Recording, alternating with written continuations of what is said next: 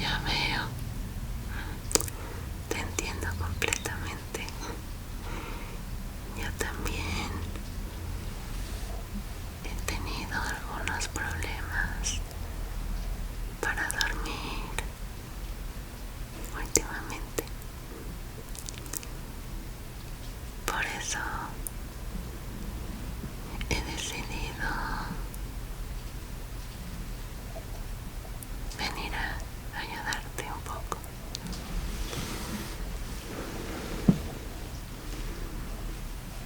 Porque a estas horas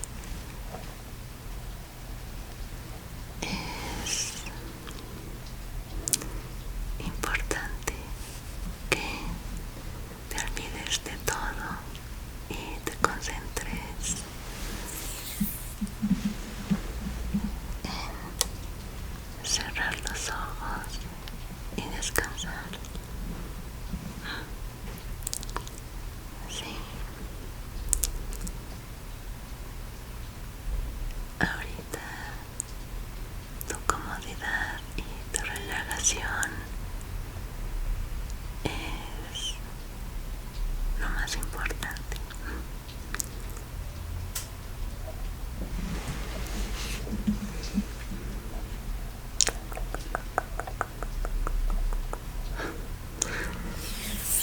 Bueno, te traje unas cuantas cositas, o más bien dos cositas, para que puedas comenzar a relajarte. Lo primero es Tom Nook. Creo que ya lo recordarás. Anteriormente ya también te ha acompañado en una noche de insomnio. Esta es su trompeta.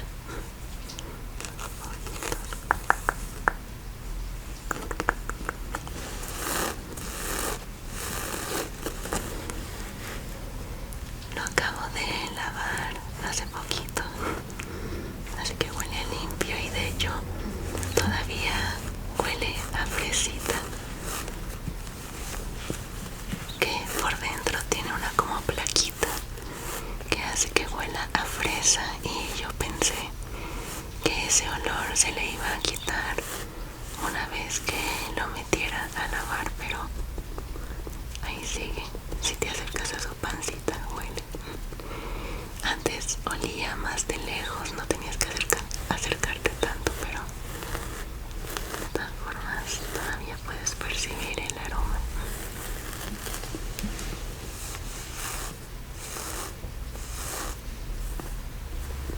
Puedes ver su suétercito.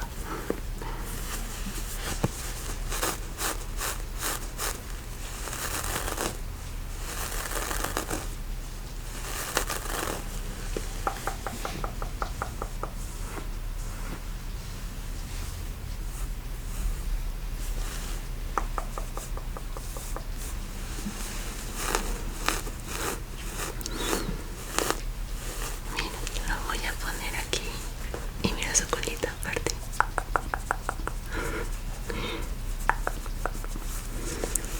Lo voy a poner aquí al lado tuyo. Abrázalo muy bien, que va a ser tu acompañante una vez que estés durmiendo. Aquí lo voy a dejar a un lado y vamos a cubrirte un poco, porque aunque ha estado haciendo calor, se ha puesto a llover, algo muy extraño, y eso hace que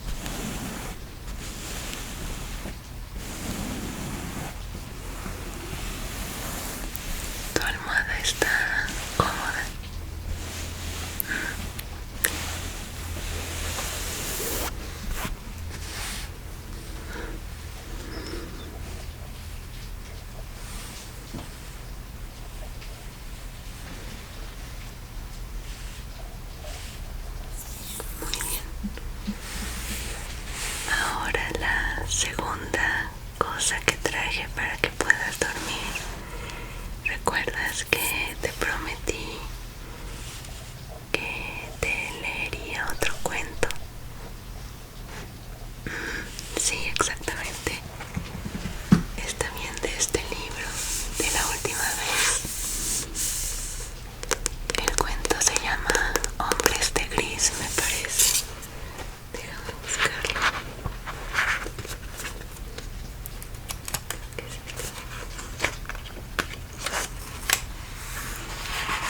Sí, se llama Hombres de Gris.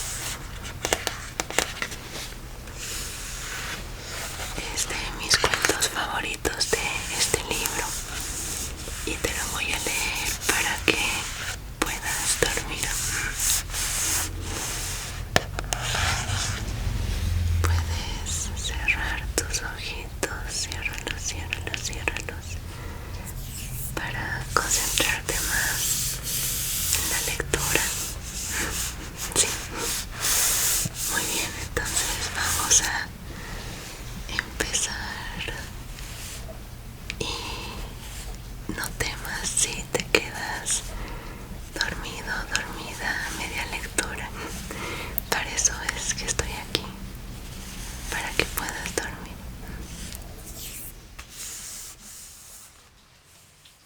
Nunca me decía su nombre y yo nunca había querido preguntárselo.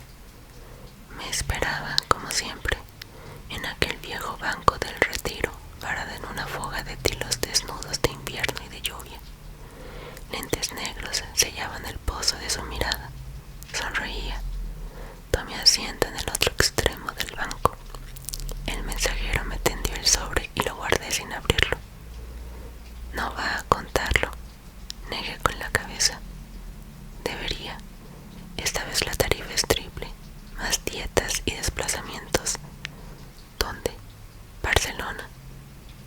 Yo no trabajo Barcelona, ya lo saben. Dénselo a Sanabria. Ya lo hicimos. Surgió un problema. Extraje el sobre con el dinero y se lo tendí de nuevo. Yo no trabajo Barcelona, lo saben muy bien. No va a preguntarme quién es el cliente. Su sonrisa derramaba veneno.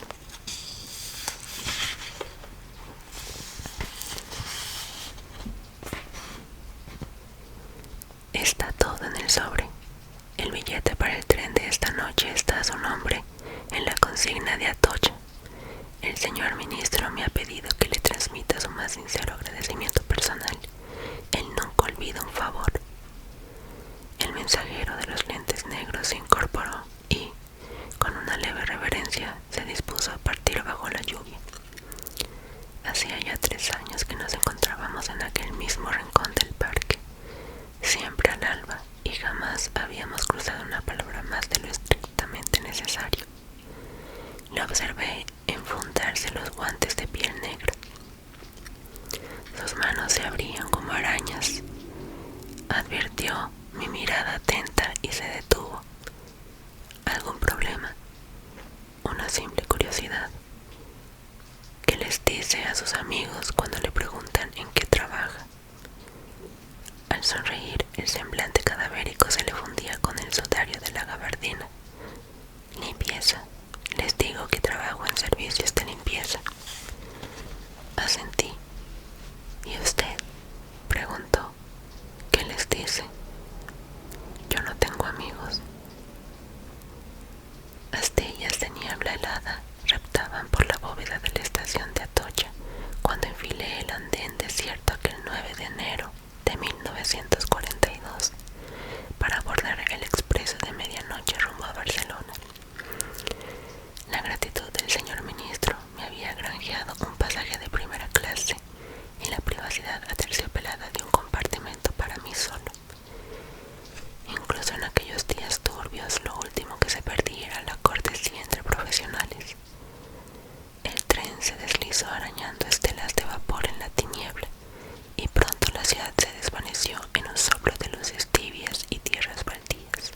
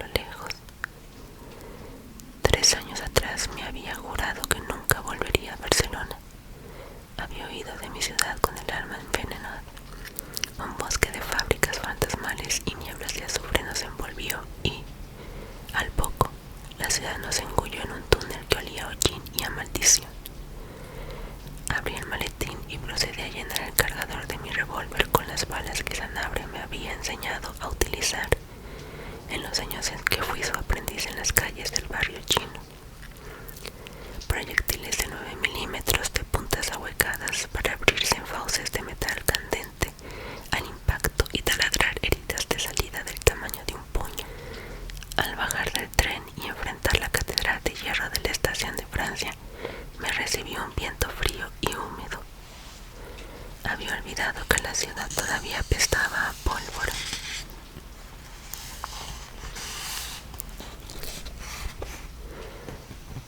Partí rumbo a la vía Layetana al amparo de una cortina de nieve en polvo que flotaba en la tiniebla acuosa del amanecer. Los tranvías abrían sendas sobre el manto blanco y las gentes, grises y sin rostro, deambulaban bajo el aliento de farolas parpadeantes que salpicaban las calles con un tinte violáceo.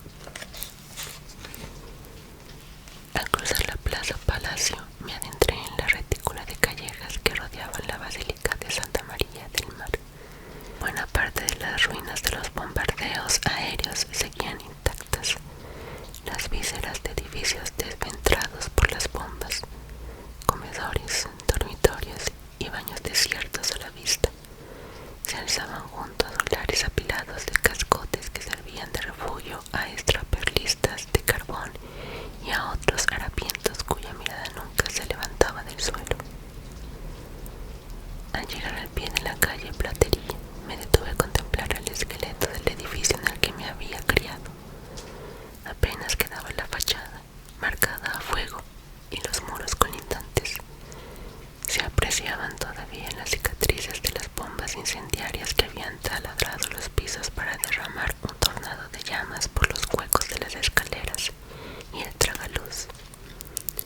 Me aproximé al portal y recordé el nombre de la primera chica a la que había besado una noche de verano de 1913 bajo su dintel.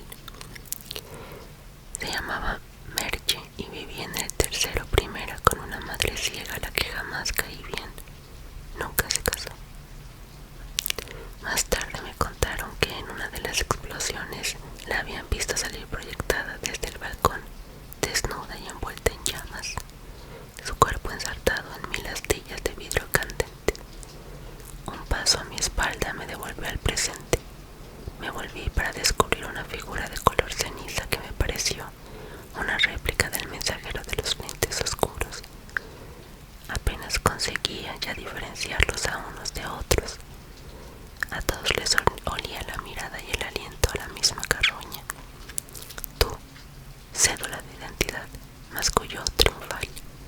Advertí el roce de algunas miradas y el paso acelerado de siluetas escuálidas. Observé a la gente de la brigada social. Le calculé unos 40 y pocos, 70 kilogramos de peso y cierta carga de hombros. La bufanda negra dejaba entrever unos centímetros de garganta. Un corte rápido con la hoja corta le podía rebanar la tráquea y la yugular en menos de un segundo, desplomándolo sin voz y derramando la vida entre los dedos sobre el lienzo de nieve sucia a sus pies. Hombres como este tenían familia y yo, cosas que hacer. Le brindé una sonrisa tibia y el documento sellado por el ministerio. Se le borró la arrogancia de un soplo y me lo devolvió con manos temblorosas. Le ruego me disculpe, señor, no sabía. Lárgate. El agente asintió repetidamente y se perdió a toda prisa en la primera esquina que encontró. Las campanas de Santa María repicaban a mis espaldas cuando reemprendí el camino bajo la nieve hasta la calle Fernando para convertirme en otro hombre gris entre la marea de hombres grises que empezaban a acechar aquella mañana de invierno. Uno de ellos, a una veintena de metros a mi espalda, venía siguiéndome de refilón desde la estación de Francia, probablemente convencido de que no había advertido su presencia.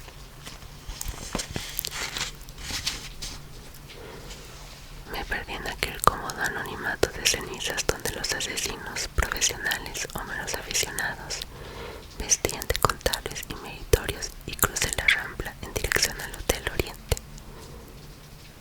Un portero uniformado y diplomado en leer miradas me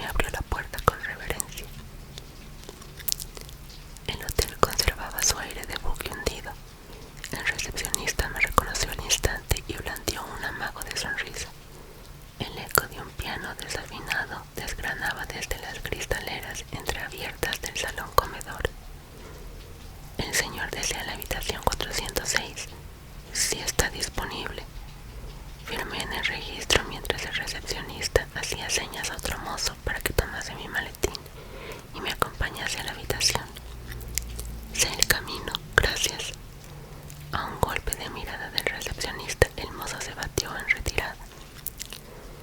Si hay algo que podamos hacer para que la estancia del señor en Barcelona sea más placentera, solo tiene que mencionarlo. Lo habitual, repuse. Sí, señor, descuide. Me encaminaba hacia el ascensor cuando me detuve. El recepcionista seguía en su puesto, su sonrisa petrificada. ¿Está alojado el señor Sanabria en el hotel? Su rostro registró apenas un parpadeo, pero me fue suficiente. Hace un tiempo que el señor Sanabria no nos concede el placer de su visita. La habitación 406 pendía sobre el paseo de la Rambla, ocupado en un cuarto piso con vistas celestiales sobre el espectro de la ciudad desaparecida que estaba condenado a recordar de los años anteriores a la guerra. Mi sombra esperaba abajo, agazapado bajo la marquesina de un kiosco. Cerré las persianas hasta sumir la habitación en una penumbra perlada y me tendí en el lecho. Los sonidos de la ciudad reptaban tras los muros. Extraje el revólver del maletín y, con el dedo en el gatillo, crucé las manos sobre el pecho y cerré los ojos. Me sumergí en un sueño cenagoso, hostil. Horas o minutos más tarde me despertaron unos labios húmedos rozándome los párpados. El cuerpo cálido de Candela se extendía sobre el lecho, sus dedos de vapor desnudándose la ropa y su piel de azúcar blanco encendida a la luz de la farola nocturna. ¿Cuánto tiempo?, murmuró, arrebatándome el revólver de las manos y depositándolo sobre la mesita. Si quieres puedo quedarme toda la noche. Tengo que trabajar, pero tendrás también un ratito para tu Candela. 3 años de ausencia no habían borrado de mis manos el recuerdo del cuerpo de Candela. Los nuevos tiempos y la recuperación de los hoteles de categoría le sentaban bien.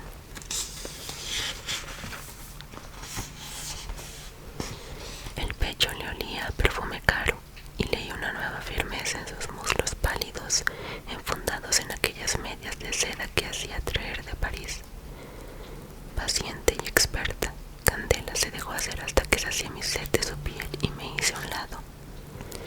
La oí deambular hasta el baño y hacer correr el agua. Me incorporé y eché mano del sobre con el dinero que guardaba en el maletín. Tripliqué su tarifa habitual y dejé los billetes doblados sobre la cómoda. Me tendí en el lecho y contemplé a Candela acercarse al ventanal y abrir los postigos. La nieve que caía tras los cristales dibujaba puntos de sombra sobre su piel desnuda. ¿Qué haces? Me gusta mirarte. ¿No me vas a preguntar dónde está? ¿Acaso me lo vas a decir? Se volvió y se sentó en el extremo del lecho. No sé dónde está, no lo he visto, es la verdad. Me limité a sentir. Candela desvió la mirada hacia el dinero en la cómoda. Las cosas te van bien, dijo. No me quejo. Empecé a vestirme. Tienes que irte ya, no respondí. Aquí hay de sobra para toda la noche. Si quieres te espero. Tardaré, Candela. No tengo prisa. Conocí a Roberto Sanabria una noche de 1917. La ciudad se consumía en un agosto de vapor y rabia. Aquella madrugada se oyeron disparos en el barrio, como casi todas las noches. Yo había bajado al paseo del Borne a buscar agua a la fuente. Al oír los tiros corrí a esconderme en un portal de la calle Moncada. Sanabria yacía en un charco negro, un manto viscoso que se esparcía a mis pies, a la boca de aquella angosta grieta entre viejos edificios que algunos aún llamaban la calle de las moscas. Un revólver humeaba en sus manos. Me acerqué a él y me sonrió con sus labios que rezumaban sangre. Tranquilo, chico, que tengo más vidas que un gato. Le ayudé a incorporarse y, sosteniendo su considerable peso, le acompañé hasta un portal de la calle de Baños Viejos, donde nos atendió una mujerona de aspecto fúnebre y piel escamosa. Sanabria había encajado 2 balazos en el abdomen había perdido tanta sangre que su piel tenía el color de la cera. Pero no dejó de sonreírme mientras un matasanos que apestaba a moscatel le limpiaba las heridas con vinagre y alcohol. «Te debo una, chaval», dijo antes de desvanecerse. Sanabria sobreviviría aquella noche y a otras muchas veladas de pólvora y hierro. Eran los días en que los diarios de Barcelona destilaban crónicas clamando que se mataba por las calles. Los sindicatos de pistoleros a sueldo estaban en alza. La vida seguía valiendo tan poco como siempre. Pero la muerte nunca había sido tan barata. Fue Sanabria quien, llegada la edad, me enseñó el oficio. A menos que quieras morir jornalero como tu padre. Matar era una necesidad, pero asesinar era un arte, sostenía. Sus herramientas preferidas eran el revólver y el cuchillo de hoja corta y curvada que utilizaban los matadores de toros para sellar una faena en la plaza de un golpe seco y rápido. Sanabria me enseñó que a un hombre solo se le dispara en la cara o en el pecho, a ser posible a menos de 2 metros de distancia. Era un profesional de principios, no trabajaba mujeres ni ancianos. Como tantos otros, había aprendido a matar en la guerra de Marruecos. A su regreso a Barcelona, empezó su carrera entre las filas de los pistoleros de la FAI, pero pronto descubrió que la patronal pagaba mejor y que el trabajo no estaba contaminado de proclamas altisonantes. Le gustaban el teatro de vodevil y las putas, aficiones que me inculcó con rigor paternal y cierto academicismo. Nada hay más cierto en el mundo que una buena comedia o que una buena puta. Nunca les faltes al respeto y nunca te sientas superior a ellas. Fue Sanabria quien me presentó a una candela de 17 años que trae el mundo en la piel y estaba destinada a trabajar en los buenos hoteles y los despachos de la Diputación. Nunca te enamores de algo que no tiene precio, aconsejó Sanabria. En una ocasión le pregunté a cuántos hombres había matado. 206, respondió, pero se acercan tiempos más prósperos. Mi mentor hablaba de la guerra que ya se olía en el aire como el hedor de una alcantarilla anegada. Poco antes del verano de 1936, Sanabria me dijo que los tiempos iban a cambiar y que pronto tendríamos que dejar Barcelona, porque la ciudad se tambaleaba con una estaca clavada en el corazón. La muerte, que siempre sigue al oro, se muda a Madrid, sentenció, y nosotros con ella. Es cuestión de tiempo. La verdadera bonanza empezó al término de la guerra.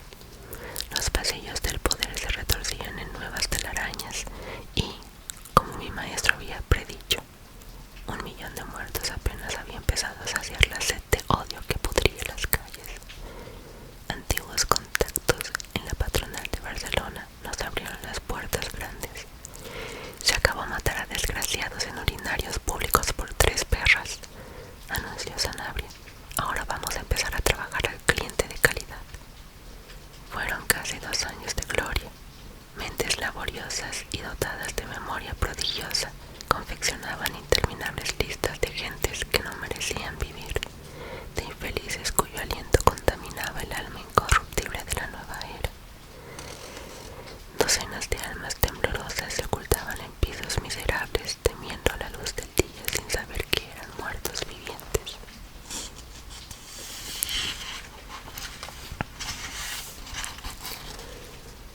Sanabria me enseñó a no escuchar sus súplicas, sus lágrimas y gemidos, a reventarles la cabeza de un tiro a bocajarro entre los ojos antes de que pudiesen preguntar por qué.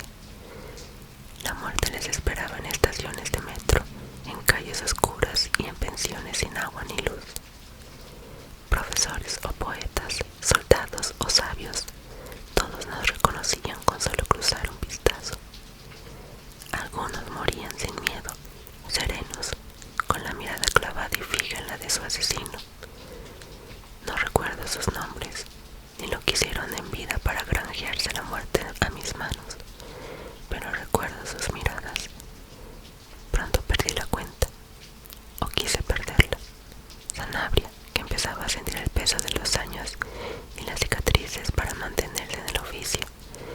dio los encargos más lúcidos. Los huesos ya se quejan. A partir de ahora me limitaré a clientes de poca monta. Hay que saber cuándo parar. Solía encontrarme con el mensajero de los lentes negros en el mismo banco del Parque del Retiro una vez a la semana. Siempre abría un sobre y un nuevo cliente. El dinero se apilaba en una cuenta bancaria de una oficina de la calle O'Donnell. Lo único que Sanabria no me había enseñado era qué hacer con aquellos billetes, alisados con el perfume y el apresto, recién estrenados de la Casa de la Moneda. ¿Se acabarán alguna vez?, le pregunté en una ocasión. Fue la única vez que el mensajero se quitó las gafas. Tenía los ojos grises como el alma, muertos y vacíos. Siempre hay alguien más que no se adapta al progreso. Seguía nevando cuando salía a las Ramblas. Era apenas un polvo de hielo que no llegaba a cuajar y se agitaba en la brisa en motas de luz que prendían al aliento. Me encaminé hacia la calle Nueva, reducida ahora a un túnel de oscuridad blanqueado por las carcasas olvidadas de decrépitas salas de baile y fantasmales escenarios de music hall que apenas unos años antes habían hecho de ella una avenida de luz y ruido hasta el alba. Las aceras olían a orines y a carbón. Me adentré en la calle Lancaster y descendí hasta el número 13. Un par de viejas farolas suspendidas de la fachada apenas conseguían arañar la tiniebla, pero bastaba para dejar entrever el cartel clavado sobre el portón de madera requemada que sellaba la entrada. El Teatro de las Sombras regresa a Barcelona tras su triunfal gira mundial para presentar su nuevo y grandioso espectáculo de marionetas y autómatas, con la exclusiva y enigmática revelación de la estrella del Music Hall de París, Madame Isabel, y su turbadora danza del ángel de medianoche. Pases toda la noche, 12 horas.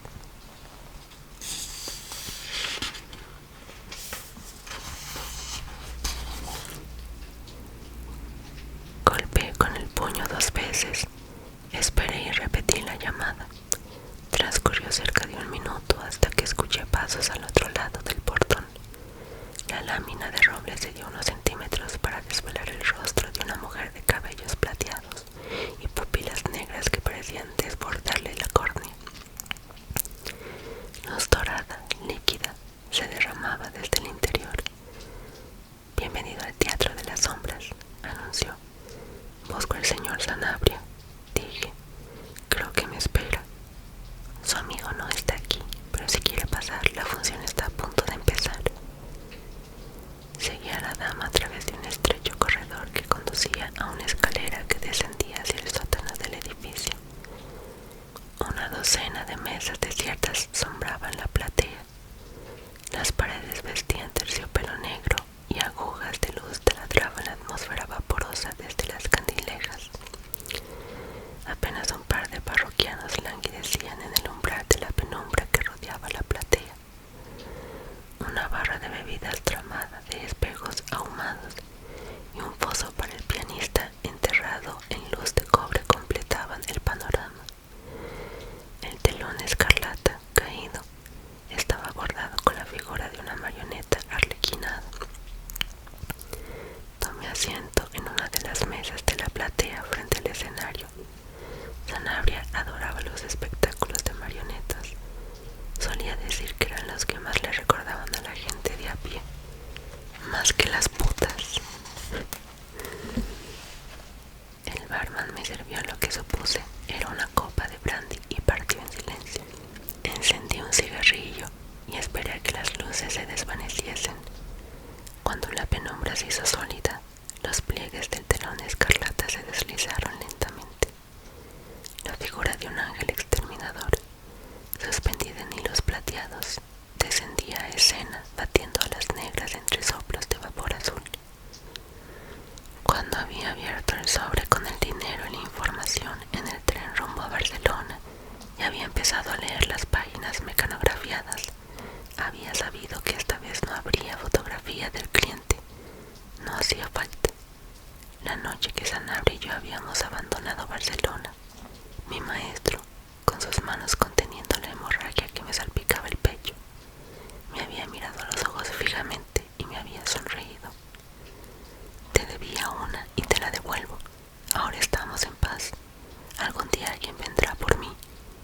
No se hace carrera en este negocio sin que uno acabe sentado en la silla del cliente. Es la ley. Pero cuando llegue mi hora, que no está lejos, me gustaría que fueses tú. El informe del ministerio, como era habitual, clamaba entre líneas. Sanabria había regresado a Barcelona 3 meses atrás. Su ruptura con la red venía de antes, cuando había dejado varios contratos por ejecutar, alegando que él era un hombre de principios en una era que carecía de ellos. El primer error del ministerio fue intentar eliminarle. El segundo, fatal, hacerlo mal. Del primer matarife que enviaron tras él solo regresó, por correo certificado, la mano derecha. A un hombre como Sanabria se le puede asesinar, pero nunca se le insulta. A los pocos días de su llegada a Barcelona, los operativos de la red del ministerio empezaron a caer uno a uno. Sanabria trabajaba de noche y había vuelto a refrescar su trazo con la hoja corta. En 2 semanas había diezmado la estructura básica de la social en Barcelona ciudad. En 3 semanas empezó a cosechar sus trofeos entre sectores más floridos y visibles del régimen. Antes de que cundiese el pánico, Madrid decidió enviar a uno de sus hombres fuertes para negociar con Sanabria. El hombre del ministerio descansaba ahora en una lápida de mármol en la morgue del distrito quinto, con una nueva sonrisa abierta a cuchillo sobre la garganta, idéntica a la que había sellado la vida del teniente general Manuel Jiménez Salgado, estrella rutilante del gobierno militar y firme candidato a una fulgurante carrera en los ministerios de la capital. Fue entonces cuando me llamaron a mí. El informe describía la situación como una crisis de fondo. Sanabria, en terminología ministerial, había decidido optar por libre y se había sumergido en el inframundo de Barcelona para ejecutar una suerte de venganza personal contra destacados miembros de la judicatura militar del régimen. La trama, continuaba el informe, debía ser cortada de raíz a cualquier precio. Te esperaba antes, murmuró la voz de mi mentor desde la penumbra. Incluso a sus años el viejo asesino era capaz de deslizarse en la sombra con la pericia felina de sus mejores tiempos. Me sonrió. Tienes buen aspecto, le dije. Sanabria se encogió de hombros e hizo una seña hacia el escenario, donde un sarcófago de madera lacada se abría en flor para descubrir a la estrella del espectáculo de autómatas, Madame Isabel y su danza del ángel de medianoche. Los movimientos de la muñeca, de escala y expresión humanas, eran hipnóticos.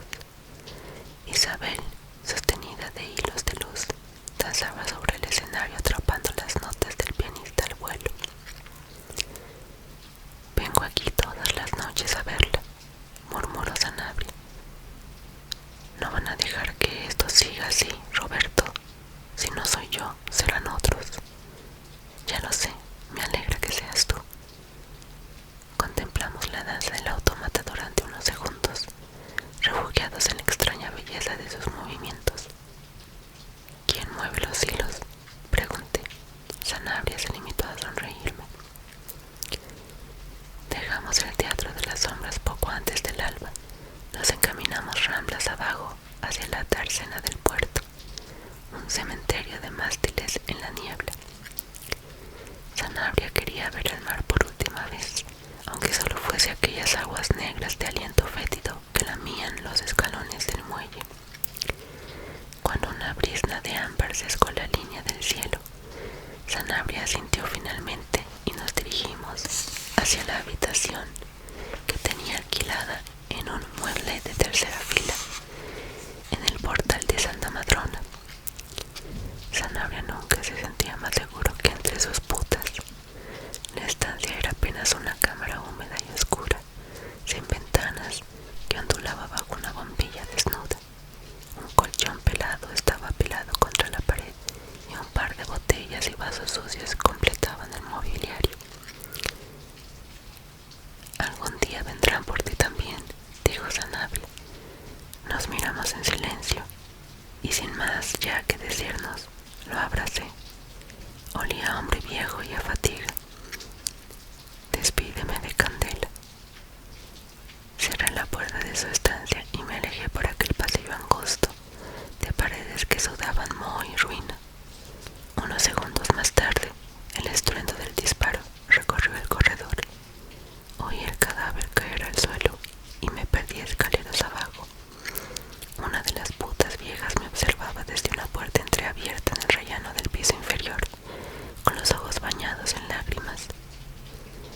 Vagué un par de horas sin rumbo por las calles malditas de la ciudad antes de volver al hotel. Al cruzar el vestíbulo, el recepcionista apenas levantó la vista del registro. Ascendí en la cápsula del ascensor hasta la última planta y enfilé el corredor desierto que finalizaba en la puerta de mi habitación. Me pregunté si Candela me creería si le decía que había dejado ir a Sanabria, que en estos momentos nuestro viejo amigo navegaba a bordo de un crucero rumbo a un destino seguro. Tal vez, como siempre, una mentira fuera lo que más se pareciese a la verdad. Abrí la puerta de la habitación sin encender la luz. Candela yacía aún dormida sobre las sábanas, el primer soplo del alba prendido en su cuerpo desnudo. Me senté al borde del lecho y deslicé las yemas de mis dedos por su espalda. Estaba fría como la escarcha.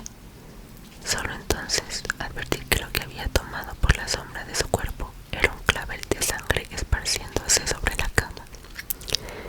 Me volví lentamente para descubrir el cañón del revólver en el umbral de la penumbra apuntándome a la cara. Los lentes negros del mensajero brillaban en su rostro perlado de sudor. Sonreía. El señor ministro le agradece encarecidamente su inestimable colaboración. Pero no confíe en mi silencio. Son tiempos difíciles. La patria nos exige grandes sacrificios, amigo mío. Cubrí el cuerpo de Candela con la sábana prendida de su sangre. Nunca me dijo usted su nombre, dije, dándole la espalda. Jorge, respondió el mensajero. Me volví de una sacudida. La hoja de la puntilla, apenas una gota de luz entre mis dedos. El corte le abrió el vientre a la altura de la boca del estómago. El primer disparo de su revólver me atravesó la mano izquierda. El segundo se estrelló contra el capitel de uno de los postes del lecho y lo pulverizó en una cascada de astillas humeantes. Para entonces la hoja del cuchillo que tanto admiraba Sanabria le había abierto la garganta al mensajero, que yacía en el suelo, asfixiándose en su propia sangre mientras sus manos enguantadas trataban desesperadamente de mantener su cabeza unida al tronco. Extraje el revólver y se lo inserté en la boca. Yo no tengo amigos. Tomé el tren de regreso a Madrid aquella misma noche. Aún me sangraban las manos. El dolor, una astilla de fuego clavada en la memoria. Por lo demás, cualquiera me hubiese tomado por otro hombre gris entre la legión de hombres grises suspendidos de hilos invisibles que flotaban sobre el decorado de un presente robado. Recluido en mi compartimento, con el revólver en la mano y la mirada perdida en la ventana, contemplé aquella interminable noche negra que se abría como un abismo sobre la tierra ensangrentada de todo el país. La rabia de Sanabria sería la mía y la piel de Candela mi luz. La herida que me taladraba la mano nunca dejaría de sangrar. Al vislumbrar la planicie infinita de Madrid despuntar al alba, sonreí para mis adentros. En apenas unos minutos mis pasos se perderían en el laberinto de la ciudad, insondables. Como siempre, mi mentor me había mostrado el camino, incluso en la ausencia. Sabía que tal vez los periódicos no hablarían de mí, que los libros de historia tratarían de enterrar mi nombre